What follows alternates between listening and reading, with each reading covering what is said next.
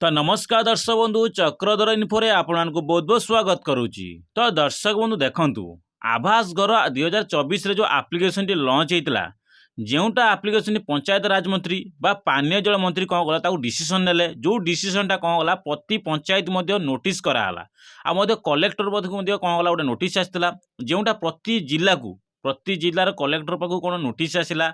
जो आपण सर्वे आरंभ हम जोटा सर्वे आरंभ हो बोली प्रति पंचायत इनफर्म करा जो पंचायत रे सबू सर्वे सहित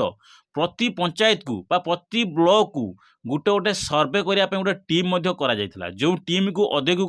ट्रेनिंग दिया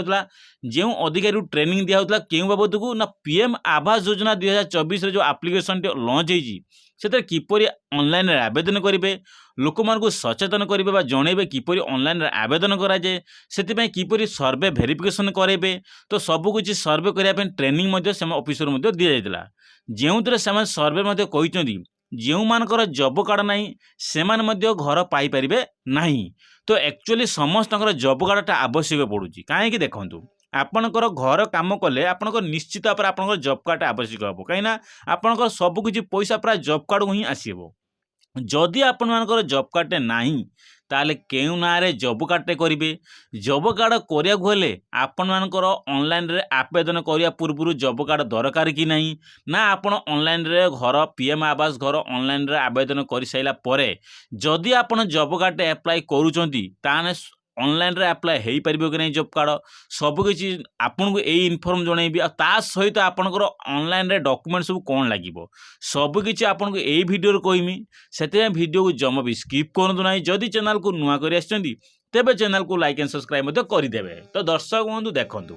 आवास प्लस 2024 जो आप्लिकेशन लॉन्च होता आप फेस ऑथेंटिकेशन माध्यम आप अप्लाई करेंगे जोटा पानीय जल मंत्री आपणकर पंचायत राज मंत्री साफ साफ कहते जो योग्य हिताधिकारी हे से योग्य हिताधिकारी ऑनलाइन रे अप्लाई कले कौन त्रुटि रही आपणकर फेस ऑथेंटिकेशन माने आधार ऑथेंटिकेशन माध्यम आपण मानकर ऑनलाइन आवेदन हो जोटा आपणकर कौन ऑफलाइन प्रक्रिया हेनी ऑनलाइन प्रक्रिया हम आउ से सबकि वेरिफिकेशन सरिबा परे आपण मानक ऑनलाइन रे सबकि सरिबो आपणकर ऑनलाइन प्रक्रिया सरिबार किछि दिन भितर आपणकर ग्राम को सर्वे हम ग्राम रे सर्वे सहित ऑनलाइन रे अप्लाई सहित सबकि जदि आपण डाटा ठीक रहिला ताहले आपणकर किछि माने 2 मास भितर आपणकर कोन हबो आपणकर घर पई गोटे लिस्ट आसीबो से घर आपन 2 मास भितर आपन संपूर्ण अपडेट आसे आपन घर दि जाउची जो आपन योग्य हिताधिकारी पाइबे अयोग्य हिताधिकारी जो मान 4 व्हीलर घर अच्छी आपनकर लैंड 2.5 एकर लैंड अधिका अच्छी किसान क्रेडिट कार्ड अधिका 50,000 अधिक जब किसान क्रेडिट लोन कर सब क्षेत्र में से कौन करेंगे ए सब लाभ पाइपर नहीं जो मैंने योग्य हिताधिकारी से पाऊन जो मैंने अयोग्य हिताधिकारी से घर पाऊले जोटा सरकार साफ साफ कहते योग्य हिताधिकारी आवास घर पीएम आवास घर दिज्व से ऑनलाइन प्रक्रिया है ऑफलाइन बंद होगा ऑनलाइन रे आवेदन हम और ऑनलाइन रे सर्वे सबकि आपण मान कौन हम घर दिहब आपण मान प्रश्न जे जॉब कार्डटा निहाती आवश्यक कहीं पानीय जल मंत्री बा पंचायत राज मंत्री साफ साफ कहते जॉब कार्ड आपणकर आवश्यक जो मैंने हेड मैंने देखूँ आपणकर घर जो लेडीज को हेड जी अच्छे आपण घर जे लेडीज अच्छे से लेडीज को ना ही घर आसो जो लेडीज को ना आसो से हेड सर्वप्रथम जॉब कार्ड आवश्यक हो जापारे जदि से जॉब कार्ड जदि आपणकर क्लीयर नहीं सपोज बहुत सारा हिताधिकारी अच्छा एमती जॉब कार्ड कटि जाऊँ कौन ना बहुत सारा जॉब कार्ड देखो मुझे आपको देखा स्क्रीन में फोटो उठे देखू देखूँ यही जो जॉब कार्ड थिला बहुत सारा जॉब कार्ड देती पंचायत एवं रिसेंटली देती 15 ରୁ 20 जन जॉब कार्ड देती हास्टली 2 जनकर जॉब कार्ड एंट्री माने एक्टिव अच्छी प्राय समस्त जॉब कार्ड कटि जाइए तो से रिन्यू करा 15 ରୁ 20 दिन कि 30 दिन एमती लगी जापे सेमती कहीं सब